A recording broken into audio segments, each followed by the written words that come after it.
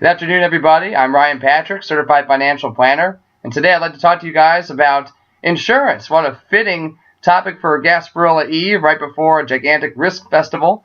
It's a very misunderstood industry. Things have changed quite a bit, and I'd like to keep you guys informed on some options that you may not have necessarily known about that do exist. Also, when we're done, we'll have some fun. We'll talk a little bit more about the Super Bowl. That's a bit more fun than talking about insurance. So if you guys will stick around for a little bit, we'll talk about the Super Bowl, and you'll get my prediction even down to the score. So, starting with insurance, some of the changes that have occurred in the industry, much like the financial industry has evolved to fit the needs of investors, the insurance industry has done the same. It's found new ways to package their products in ways that investors and folks are looking at to solve for different needs and solve for different ends. First is the emergence of the riders. Riders are an excellent way to kill two birds with one stone in terms of risk.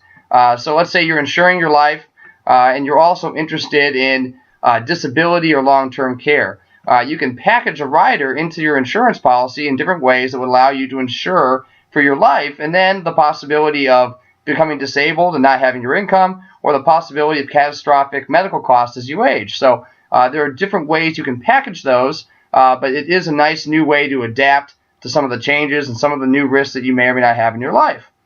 The second is something that's becoming very popular with a lot of people I work with, is using life insurance as an investment vehicle. Now, it's not necessarily the first thing you would think about as an investment vehicle. People usually think of IRAs and Roth IRAs and their 401ks at work and different investment plans. But life insurance is being used by people, particularly those that have combined income in the 200, 300, 400 range as a couple when they're phased out of things like Roth IRAs to save for retirement.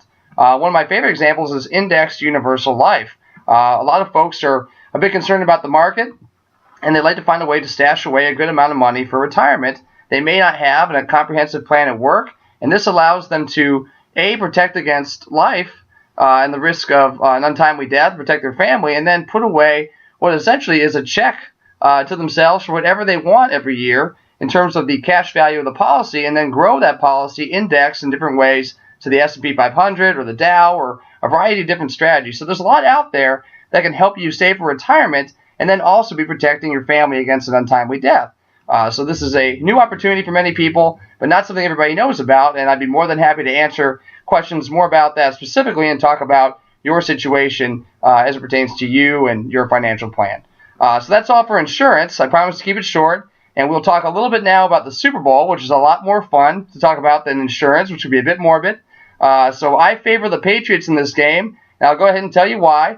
I do like the Patriots to score a little less than usual, maybe something in the high 20s, low 30s, but I do think that Russell Wilson will struggle in the mismatch he has with the Patriots defense. The wide receivers for Seattle, I bet you a lot of you guys would have a hard time naming them since Percy Harvin left earlier on in the season. They're not that dynamic there.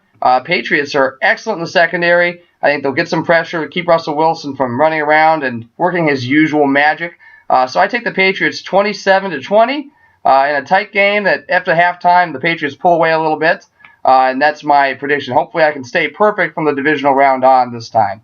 Also, I'd like to give a shout out to my buddy Michael Katzman, who is the proud father of twin boys today. Well done, Mike. Good luck to you and your family, and I'll talk to everyone next week. Thanks again. This is Ryan Patrick, Certified Financial Planner. Happy Gasparilla, and have a great weekend.